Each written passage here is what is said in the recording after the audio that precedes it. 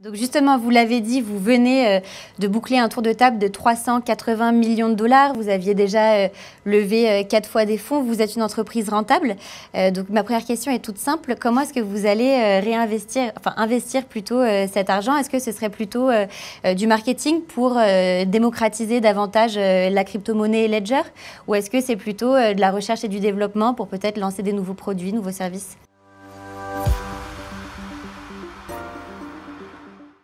Alors, il y a beaucoup de recherche, de R&D, de recherche et développement et de recrutement. Je pense qu'on doit avoir plus de 200 postes qui sont ouverts chez Ledger. Pourquoi est-ce qu'on doit recruter? Parce qu'il y a énormément de services à créer. Ledger, qu'est-ce que c'est? C'est un coffre-fort digital qui permet de sécuriser donc, des crypto-monnaies. Ça, c'était au tout début, on avait juste ce coffre-fort, c'est-à-dire cette carte à puce, ça ressemble à une clé USB, mais c'est un ordinateur sécurisé, on le connecte sur un ordinateur et on peut envoyer, recevoir des bitcoins par exemple.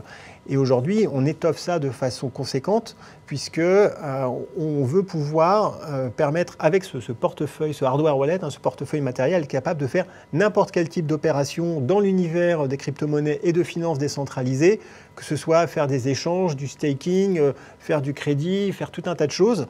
Il y a de plus en plus de crypto-monnaies différentes, il y en a des milliers et des milliers avec même des centaines de crypto-monnaies qui aujourd'hui sont utilisées et ont un sens et donc doivent être intégrées dans Ledger. Et donc c'est énormément en fait, de nouvelles fonctionnalités qui doivent être ajoutées.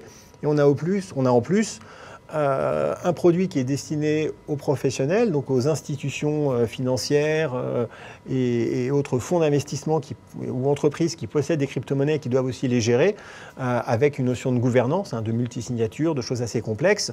Et là aussi, il y a énormément d'investissements à faire pour être capable de pouvoir proposer toute l'infrastructure nécessaire au futur de la finance décentralisée. Donc il y a encore beaucoup de choses à faire. Ledger n'est qu'au début de son histoire. L'ambition de Pascal Gauthier, le